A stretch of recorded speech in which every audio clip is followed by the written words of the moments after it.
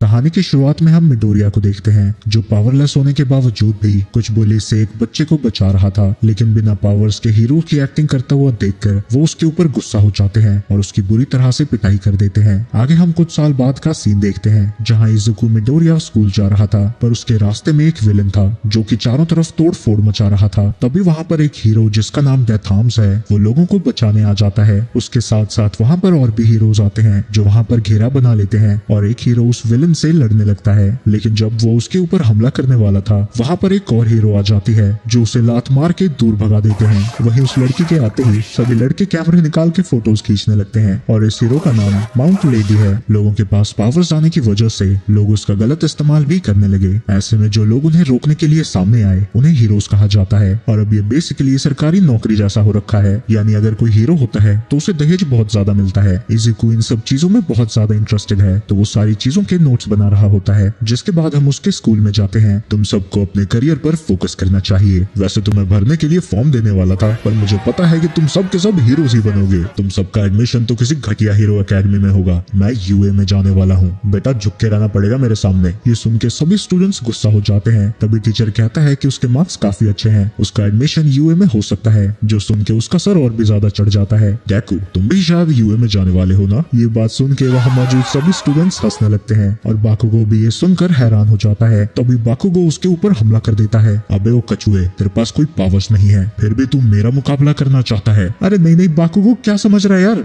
मैं तो बस हीरो बनना चाहता हूँ, मैं भला तेरे रास्ते में क्यों आऊंगा? लेकिन वो सभी उससे कहते हैं कि वो कुछ नहीं कर सकता, बिना क्वार्क के कोई भी हीरो नहीं बन सकता। जब स्कूल खत्म हो जाता है बाकुगो इजुको की नोटबुक लेता है जिसमें उसने सारे हीरोज के बारे में डिटेल्स लिखी थी। ये देखकर सभी लोग हंसने लगते हैं और बाकुगो उसकी सारी मेहनत को जला देता है। इस स्कूल से सिर्फ मैं ही हूँ जो यूए में एडमिशन लेने वाला है। मैं तुम्हें एक ही सलाह दूंगा, तुम्हें ऐसा करने की कोई जरूरत नहीं है, समझ रहे हो ना? और वो जाते जाते उससे कहता है कि अगर वो हीरो बनना चाहता है तो उसे मर जाना चाहिए और दुआ करनी चाहिए कि अगले जन्म में उसके पास कोई क्वार्क हो।